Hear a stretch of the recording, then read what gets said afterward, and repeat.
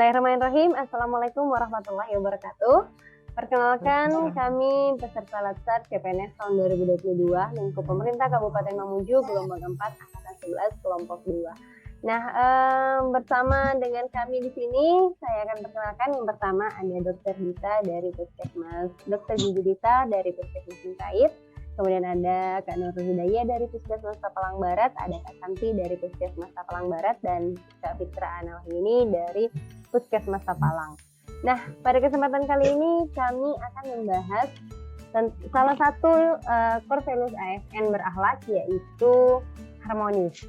Nah, menurut saya nih, harmonis itu adalah satu indikator kenapa dia penting sekali dimasukkan dalam salah satu indikator core values ASN, karena dalam bekerja untuk menciptakan energi positif itu harus dari lingkungan kita sendiri. Kalau lingkungan kita kondusif, pasti kita akan bekerja juga dengan enak, kita akan produktif dalam berbagai hal. Nah, langsung saja, ada yang mau menyampaikan apa sih secara teori apa sih harmonis itu?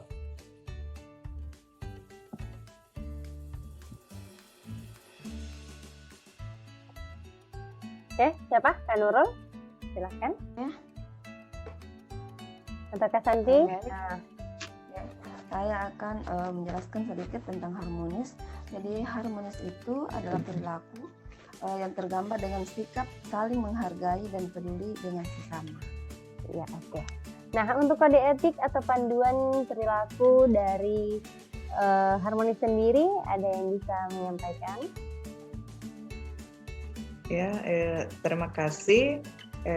Di sini saya akan membahas sedikit tentang kode etik atau kode perilaku dari harmonis itu. Salah satunya adalah menghargai setiap orang apapun latar belakangnya. Di sini kita bisa dalam membantu orang itu, kita tidak bisa melihat latar belakangnya dari status sosialnya, agamanya, suku, budaya. Pokoknya kita harus melayani pasien dengan sama, tidak boleh membedakan. Iya. Terima kasih. Karena memang Indonesia itu keberagamannya luar biasa sekali ya teman-teman semua. Jangankan Indonesia, Tapalang saja tempat saya sangat beraneka ragam, baik bahasanya, latar belakangnya, termasuk tempat tinggalnya, ada yang jauh, ada yang dekat, jadi semua harus merata. Nah, kalau dari dokter sendiri, apa lagi nih kode etik dari ini? Bisa dijelaskan sedikit? Assalamualaikum warahmatullahi wabarakatuh. Mungkin saya ingin menambahkan harmonis, mungkin dari kalimatnya itu peduli, di mana kita peduli kepada pasien, peduli kepada masyarakat, dan peduli pada sesama teman kerja kita di puskesmas. Dan adapun kalimat afirmasi dari harmonis itu sendiri, itu kami saling peduli dan menghargai perbedaan. Cocok yang Kak Nunu bilang tadi, menghargai perbedaan di sini, di mana kita setiap pada pasien yang datang kita melakukan pelayanan yang tidak membedakan dia agama, jenis kelamin, suku, status sosial, dan lain-lain. Mungkin seperti itu dari saya. Ya. Iya dok, karena kan kondisinya ada beberapa, jadi kira-kira nih kalau ada kondisi di puskesmas, ada beberapa tenaga kesehatan yang ini keluarga saya duluan, kalau bisa duluan. Nah, seperti itu kita menanggapinya ini seperti apa nih teman-teman? Kalau saya sendiri sih, kalau ada seperti itu, di mana kita sebagai pelayan publik itu tidak menyalahgunakan wewenang kita sebagai petugas, tetap keluarga itu harus antri. Kan seperti di puskesmas itu sudah memiliki semua aturan antrian pasien, antrian pendaftaran, kita ikuti semua prosedur itu. Tidak membeda-bedakan dan tidak memilih pasien. Oke, seperti itu ya. Jadi di puskesmas sendiri kita harus membangun lingkungan kerja yang kondusif, karena itu sangat berpengaruh ya dengan kinerja kita. Pasti teman-teman akan merasa tidak nyaman ketika ada teman atau lingkungan kerja yang membuat kita risih atau membuat kita tidak enak hati. Jadi memang yang pertama, sebelum kita bekerja harus ada energi positif yang kita bangun. Nah, salah satunya itulah implementasi dari nilai harmonis itu sendiri. Nah, ada tidak kelemahan atau tantangan tersendiri atau masalah-masalah yang ada di puskesmas terkait tentang harmonis ini? Mungkin kalau kelemahan atau tantangan yang kita hadapi sebagai pelayan publik, salah satunya karakternya ya. Karena setiap pasien itu memiliki karakter yang berbeda-beda dan tingkat pemahamannya juga berbeda-beda. Jadi mungkin kita sebagai pelayan publik yang betul-betul harus banyak sabar, bisa mempelajari karakter orang, karakter pasien. Karena tingkat pemahaman dan karakter orang kan beda-beda, pasien itu berbeda-beda. Itu mungkin tantangan kita tersendiri sebagai pelayan publik di bidang kesehatan. Oke, benar sekali dok. Jadi masuk ya, salah satu kelemahan atau bukan sebenarnya kelemahan ya dok, lebih ke tantangan ya dok ya? Ya, lebih ke tantangan. Salah satu beberapa tantangannya itu termasuk tingkat pendidikan masyarakat, karena pastinya masih banyak masyarakat yang tingkat pendidikannya lebih ke menengah ke bawah, dan juga tingkat sosialnya juga mempengaruhi.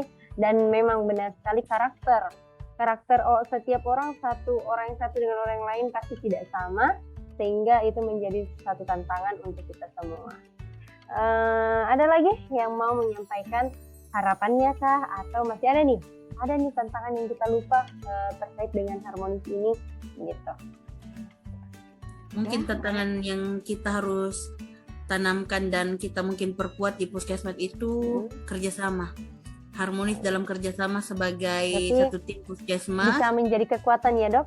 Ya, kita perbaiki dulu dalam pola puskesmasnya, teman-teman kerja kita. Kalau sudah kondusif, itu insya Allah pelayanan maksimal kita berikan ke masyarakat.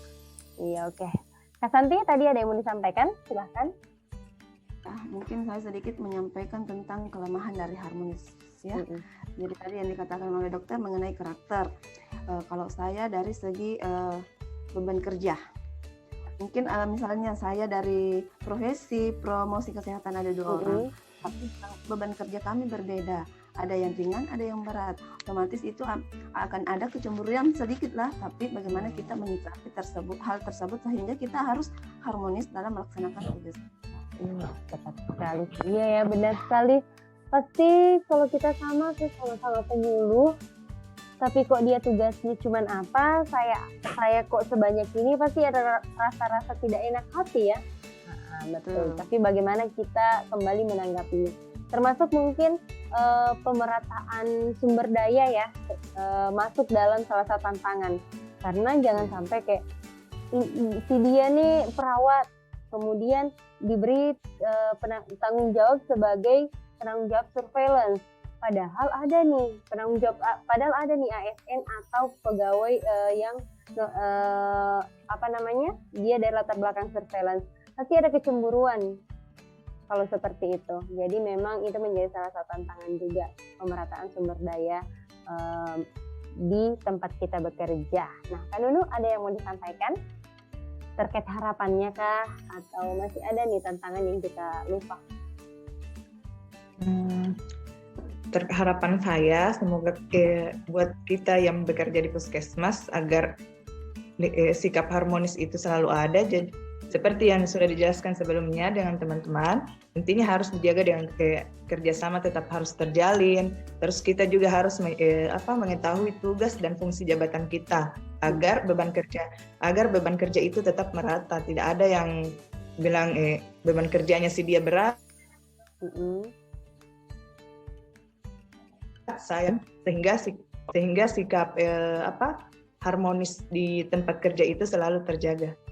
Menurut saya begitu. Betul sekali.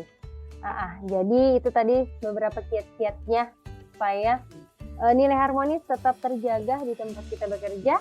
Kayu, ada yang bisa ditambahkan tentang cara-caranya nih supaya kita tetap harmonis di tempat kerja. Kalau menurut Kak Ayu sendiri, bagaimana sih Kak Ayu menyikapi dalam kesehariannya Kak Ayu di puskesmas? supaya tetap harmonis, Kak?